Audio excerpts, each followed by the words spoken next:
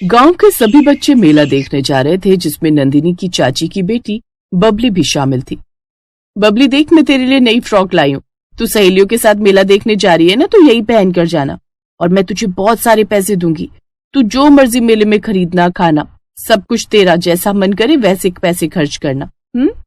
इतनी सुंदर फ्रॉक और इतने सारे पैसे, तुम कितनी अच्छी हो माँ। अब मैं खूब अच्छे से मेला घूम कर आऊंगी। बबली, मेला घूम कर आना, पर किसी को 1 रुपया भी मत देना, खासकर उस नंदिनी को, क्योंकि उसके माँ बाप तो पैसे देंगे नहीं। कहीं ऐसा ना हो कि तू उसे सारे पैसों की चीजें खिला पिला दे। हमारी रानी बिटिया मेला घूमने जा रही है, खूब मजे करना। जाओ, बच्चों के साथ मेला घूम कर आओ। नंदिनी की चाची बहुत बुरे स्वभाव की थी। उसे पैसों का बहुत घमंड था। उसने वैसा ही अपनी बेटी को बना दिया था। इधर बबली मेले में जाने के लिए ढेरों तैयारी कर रही थी। उधर बेचारी नंदिनी मेला देखने तो जा रही थी, पर मेले में जाने के लिए उसके पास इतने पैसे नहीं थे।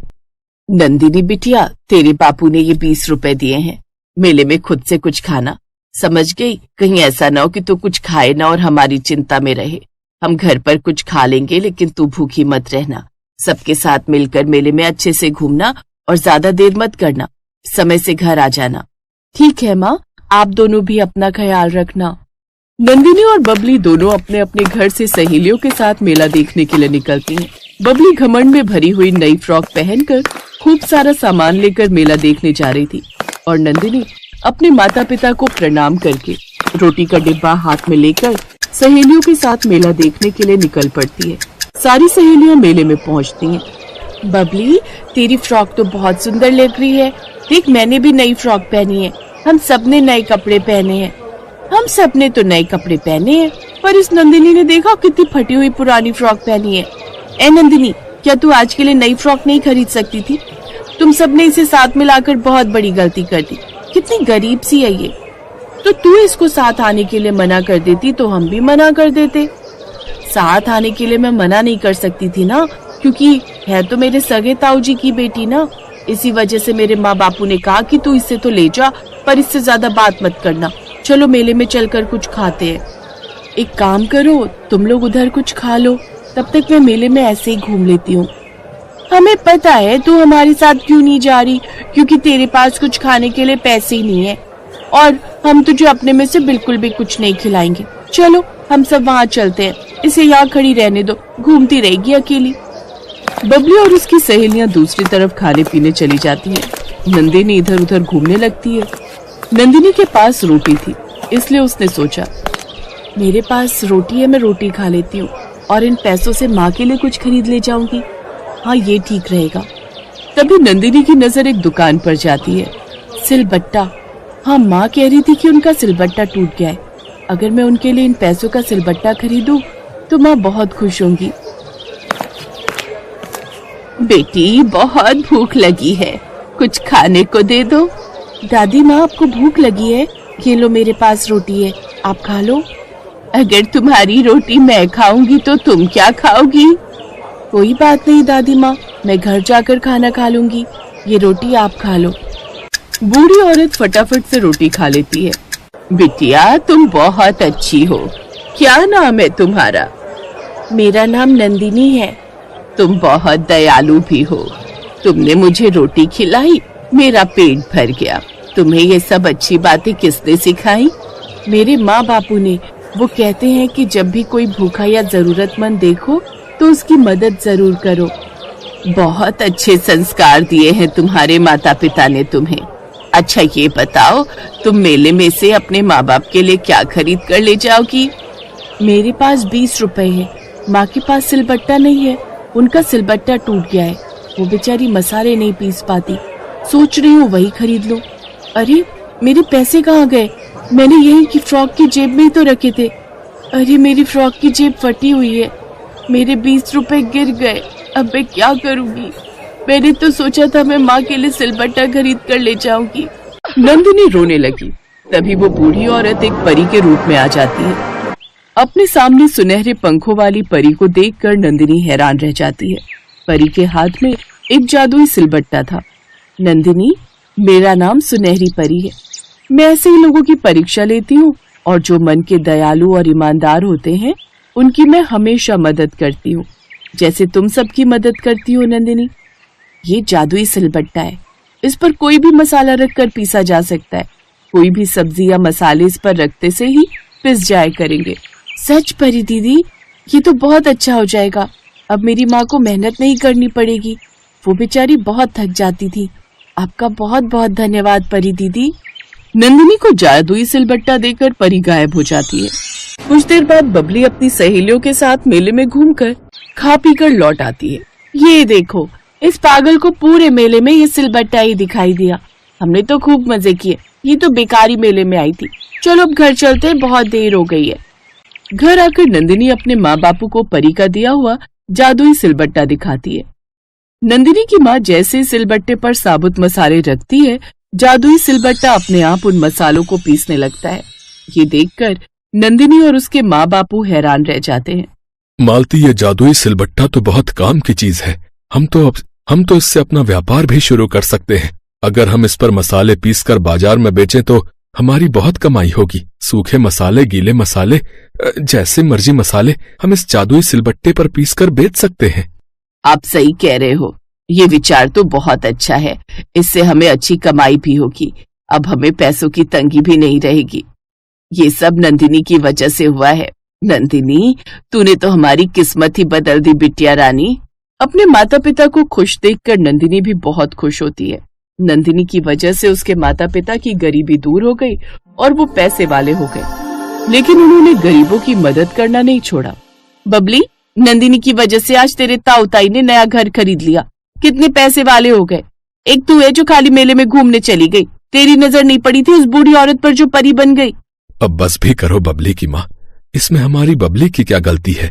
जैसे संस्कार हम देंगे हमारे बच्चे वैसे ही तो बनेंगे। मुझे तो सीख मिल गई कि बच्चों को अच्छे संस्कार दो। आज नंदनी को मालती भाभी और रमेश भैया ने अच्छे संस्कार दिए और देखो आज उनकी किस्मत बदल गई और वो हमसे भी ज्यादा पैसे वाले हो गए। अब हमें भी बदल जाना चाहिए। बदले की भावना का त्याग कर दो। चलो भैया भाभी को बधाई देने चलते हैं। उन्होंने नई हवेली खरीदी है और हमें मुहूर्त पर बुलाया है।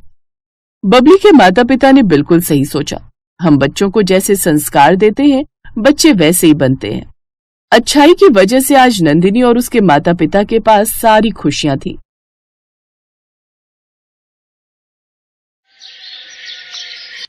शीतल फोन पर बात करते हुए रोए जा रही थी। उधर से उसकी माँ उसे समझाते हुए चुप करवा रही थी। मम्मी, मेरे काले रंग के लिए यहाँ सब मुझे ताने देते हैं। इसमें मेरी क्या गलती है अगर मैं काले रंग की हूँ? क्या काले रंग के लोग इंसान नहीं होते? अब तो बहुत मन खराब होता है मम्मी। मुझे आपकी बहुत याद आ रही है। मैं बहुत परेशान हूँ। रो मत बेटी, सब ठीक हो जाएगा। एक दिन तेरे ससुराल वालों को तेरी अच्छाई का एहसास जरूर होगा। शीतल फोन रख देती है और कमरे से बाहर आकर रसोई के कामों में लग जाती है। मम्मी जी, रसोई में मसाले खत्म हो गए हैं। आपके घुटनों में दर्द है और मैं जा नहीं सकती। मैंने मशीन लगाई है, कपड़े धोने लगी हूँ। अरे तो ये शीतल क्या कर रही है? इसे भेज दे मसाले लेने के लिए। वैसे भी इसकी काली शक्ल देख देख कर दिमाग और खराब होता है। थोड़ी देर घर से बाहर रहेगी तो घर में उजाला रहेगा। शीतल, जाओ बाजार से रसोई के सारे मसाले खरीद लाओ। एक भी मसाला छूटना नहीं चाहिए। मैंने लिस्ट में सारे मसाले लिख दिए हैं। जी भाभी, मैं ले आती हूँ। हमारी ही किस्मत फूटी थी जो ऐसी काली बहू मिली। कोई ऐसा मसाला भी ढूंढ लाना जिसे खाने से तेरा रंग गोरा हो जाए। शीतल अपनी सास की बातें सुनकर चुप रहती है क्योंकि ये सब वो रोजाना ही सुनती थी। शीतल बाजार तो चली जाती है पर उस दिन बाजार बंद था। भैया, ये राशन की दुकानें क्यों बंद हैं? बहन जी, सोमवार सारी दुकानें बंद रहती हैं।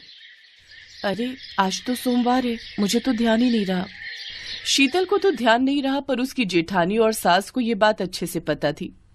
मम्मी जी, हमने अच्छा किया, आज सोमवार की छुट्टी होती है। वो बेचारी शीतल बाजार में मसाले की दुकान ढूंढ रही होगी। आप शीतल को तंग करने का कोई मौका नहीं छोड़ते हो। छोड़ना भी नहीं है, मैं तो सच में उससे बहुत नफरत करती हूँ। घूमती रहने दो धूप में बाजार में। जब खाली हाथ लौट कर आएगी तो अच्छे से सुना देंगे। शीतल बहुत परेशान थी। बाजार में मसाले की कोई भी दुकान नहीं खुली थी। शीतल घूमती रही। दोपहर में धूप बहुत तेज हो गई थी। शीतल को बहुत प्यास भी लगी थी। वो एक दुकान से पानी खरीदने जाने लगी तो उसने सड़क के किनारे एक बूढ़ी औरत को बेहोश देखा। हे भगवान, ये कौन है? बेचारी लगता है धूप से बेहोश हो गई है। मैं भैया से पानी खरीद कर लाती हूँ। भैया जरा एक बोतल पानी देना।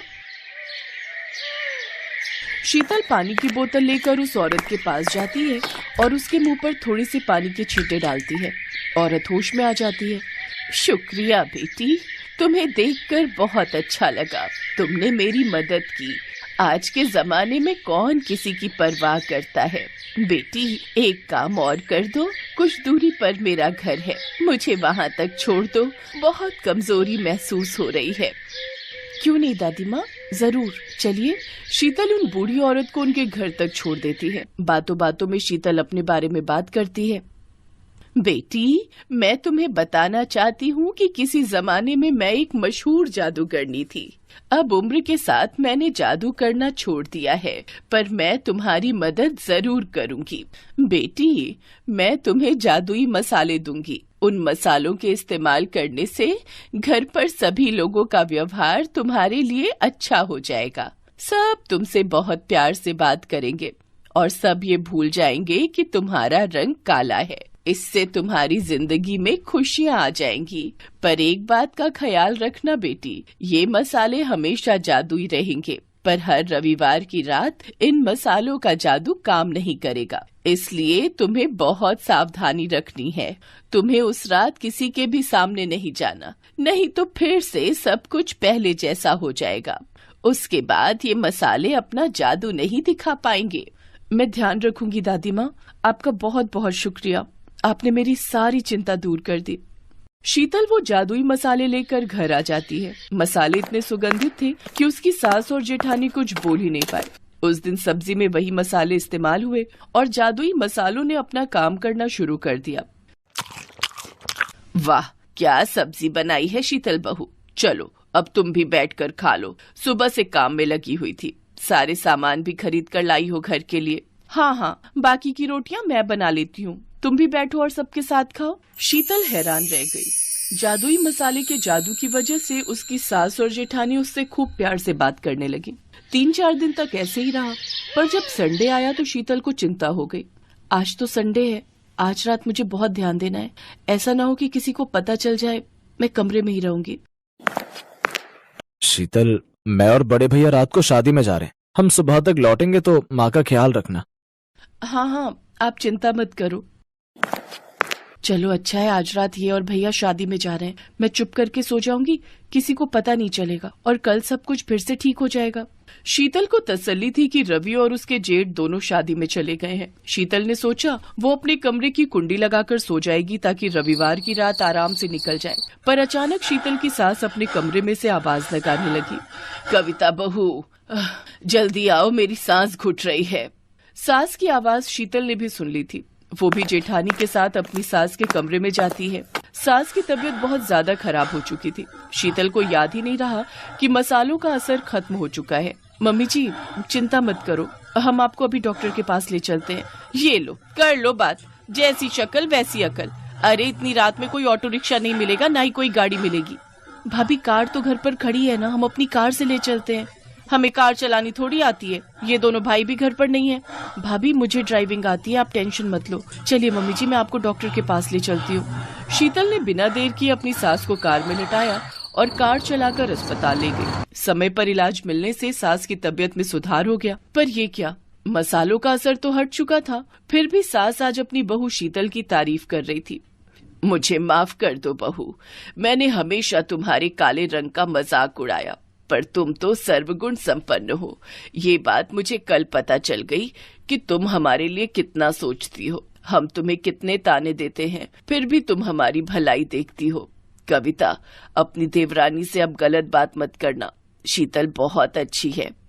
हाँ मम्मी जी, अब नहीं करेंगे। शीतल, आई एम सॉरी। अब हम तुम्हारे काले रंग के लिए तुम्हें कभी ताना नहीं देंगे। शीतल खुश थी कि भले ही जादुई मसालों का असर खत्म हो गया, पर मुसीबत के समय अपनों के काम आकर शीतल ने सबका दिल जीत लिया।